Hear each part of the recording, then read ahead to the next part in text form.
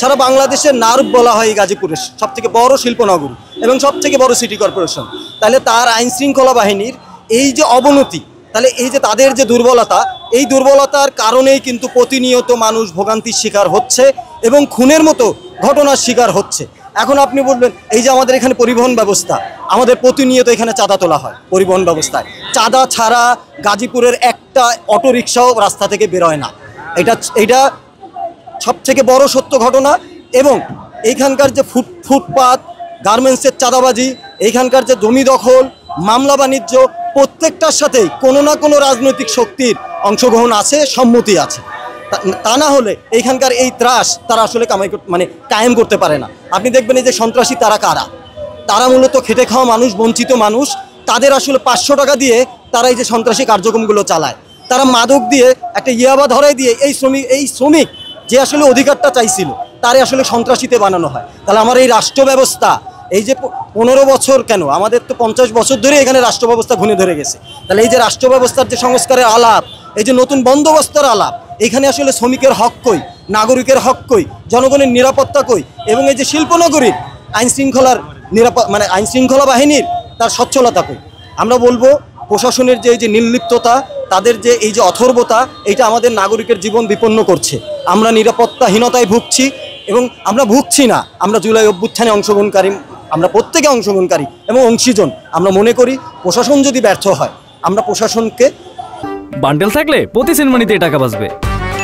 বিকাশ send money bundle কিনে জিতুন প্রতি লেনদেনে। বলবো আপনারা আপনাদের জায়গা ছেড়ে পদত্যাগ করুন এবং জনগণের হাতেই দরকার হলে মিলিশিয়া বাহিনী বানিয়ে জনগণের নিরাপত্তা নিশ্চিত করার লক্ষ্যে আপনারা সবাই একযোগে পদত্যাগ করুন। আমরা নতুন পুলিশ ব্যবস্থা চাই, যেই পুলিশ ব্যবস্থা জনগণের নিরাপত্তা নিশ্চিত করতে পারবে। একটা গার্মেন্টস শ্রমিকের বেতন নিয়ে যেন বাসায় যাওয়ার সময় সে নিরাপদে বাসায় ঢুকতে পারে, একজন অটোরিকশা চালক সে যেন নিরাপদে তার অটোরিকশা নিয়ে রাস্তায় বেরোতে পারে। এই যে মোড়ে আটকে গাড়ি অবৈধ বলার নামে গাড়ি আটকে যে 2000 টাকা 3000 টাকা করে চাঁদা বাণিজ্য হয়, এটা দৃশ্যমান, এখানকার একদম সত্য ঘটনা। আমরা বলবো এখানকার সিসি ক্যামেরাগুলো সক্রিয় করতে হবে, কারণ এত বড় একটা মোড়ে কালকের ঘটনার কোনো ধরনের ফুটেজ নেই। আপনার বলা হচ্ছে যে ম্যানশনের যে ভিডিও দেখানো হয়েছে, যে ভিডিওর ফুটেজ দেখানো হয়েছে, তার সাথে এর সাথে কোনো মিল পাওয়া যাচ্ছে না। আমরা বলবো আমরা এখানকার ভিডিও চাই এবং প্রকৃতপক্ষে খুনি কারা আমরা তার ডিটেলস চাই এবং তাদের শাস্তির আওতায় আনতে চাই। কারণ আমরা বলছি এইটা একটা ধোঁয়াশা করা হয়েছে, কোনো না কোনো রাজনৈতিক শক্তিকে সুবিধা দেওয়ার জন্য গতকালকে অনেক তথ্য লুকিয়েছে। আমি বলবো প্রশাসন এর সাথে স্বতঃস্ফূর্তভাবে জড়িত এবং তারা চায় এখানকার এই যে শক্তিশালী ব্যবস্থা টিকে থাকুক এবং তাদের যে এই যে রাজনৈতিকভাবে আয় রোজগারের যে ব্যবস্থা, এই যে সরকারি বেতন পাওয়ার পরেও যে বিশেষ সুবিধা জনগণকে ভোগান্তিতে রাখে, সেই ব্যবস্থা আরও অটুট থাকবে। তার জন্য প্রশাসনের এই নিষ্ক্রিয়তা। কারণ আপনি দেখবেন এইখানে যারাই সক্রিয় চাঁদাবাজের দায়ে এইখানকার যে বিএনপির যে নেতারা বহিষ্কৃত হয়েছে, আপনি দেখবেন সেই নেতারাই এখানকার জনগণ নিয়ে বিএনপির প্রোগ্রামে অংশগ্রহণ করছে। তাহলে একটা রাজনৈতিক শক্তির একটা মানুষ এইভাবে চাঁদাবাজের দিয়ে অভিযুক্ত হলো, শুধু একটা মামলা না, এখানে অসংখ্য তার নামে মামলা দেওয়া হয়েছে। তাহলে সেই মামলা নিয়ে সরকার, আইন শৃঙ্খলা বাহিনী এবং তার নিজস্ব তাদের যে সন্ত্রাসীদের যে দলগুলো, রাজনৈতিক দলগুলো যারা অধিকারের কথা বলে, যারা পরবর্তীতে বাংলাদেশে নির্বাচিত হয়ে মানুষের পক্ষের কথা বলে, তারা নির্বাচনের আগে মানুষের আস্থা অর্জন করুন। আমরা বলবো এই আস্থা যদি অর্জন না করতে পারেন, জুলাই 24-এ আমরা দেখেছি 6-7 জন ছাত্রের যৌথতায় সারা বাংলাদেশে যে আগুন জ্বালিয়েছে সেটা কিন্তু বহালই আছে, সেই আগুন থামে নাই।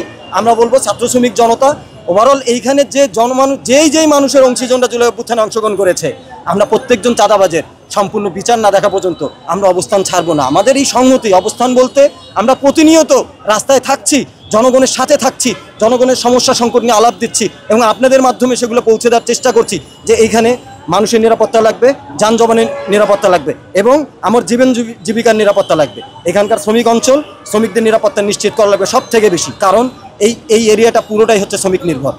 এখানে সব থেকে নিরাপত্তাহীনতায় ভোগে শ্রমিক শ্রেণী। তাহলে আমাদের বুঝতে হবে একজন সাংবাদিকের জীবন যদি এরকম বিপন্ন হয়, এরকম মর্মান্তিক ঘটনার মাধ্যমে হয়, এগুলো তো ত্রাস কায়েম করা। আজকে যারা এই যে গতকালকের ঘটনা ঘটালো, তারা কিন্তু পরবর্তীতে আরও সাহস পাবে, তারা আরও এরকম হত্যাকাণ্ড ঘটাবে এবং এই হত্যাকাণ্ডের ঘটনার পরবর্তী শিকার আপনি আমরা প্রত্যেকে হতে পারি। তাহলে আমরা বলবো অতি দ্রুত আসামিদের গ্রেফতার করুন, তাদের রাজনৈতিক পরিচয় বের করুন এবং গাজীপুরের নিরাপত্তা আরও জোরদার না করতে পারলে আপনারা আল্লাহর হস্তে গাজীপুর ছাড়েন। আমরা নতুন পুলিশ ব্যবস্থা চাই। রাজনৈতিক একটা কথা বলা হয়েছে যে এখানে চাঁদাবাজের জড়িত না, চাঁদাবাজির বিষয় নাকি ছিনতাইয়ের বিষয়? আপনি আপনি সাংবাদিক মানুষ, আপনি জানবেন যে চাঁদাবাজ, ছিনতাইকারী, মাদক ব্যবসা, নারী ব্যবসা, এখানে যত ধরনের অকারেন্স ঘটে তার ভিতরে রাজনৈতিক শক্তি ছাড়া কোনো কিছুই ঘটতে পারে না। আমি আবারও রিপিট করছি, আবারও বলছি, এই কথা আমি বেশ কয়েকবার বলেছি যে রাজনৈতিক ছাতি টাকা, সেই হাতটা কাদের এবং এই চাঁদার ভাগ কোন কোন জায়গায় যাইতো, এবং চাঁদার ভাগ না গেলে এই ছেলেরা এই জীবন, তারাও তো জীবনের ঝুঁকি নিছে। কালকে যারা হত্যাকাণ্ড ঘটাইছে এরা কি জীবন বিপন্ন করে নাই? তাহলে এই যে ভাই দিয়ে ভাই খুন করার যে রাস্তা, যে ব্যবস্থা, সেই ব্যবস্থার আমরা পতন চাই। সেই ব্যবস্থার পতন চাই বলেই আমরা 24শে জুলাই অভ্যুত্থানে অংশ নিয়েছে, এখানে ছাত্র শ্রমিক জনতা অংশ নিয়েছে তার জীবনের নিরাপত্তা, তার জীবনের পরিবর্তনের জন্য। তাহলে আমি বলবো শুধু গাজীপুর না, আমরা সারা বাংলাদেশে গণমানুষের নিরাপত্তা চাই, আমরা এখানে জীবন জীবিকার নিরাপত্তা চাই, আমরা যানজমানের নিরাপত্তা চাই।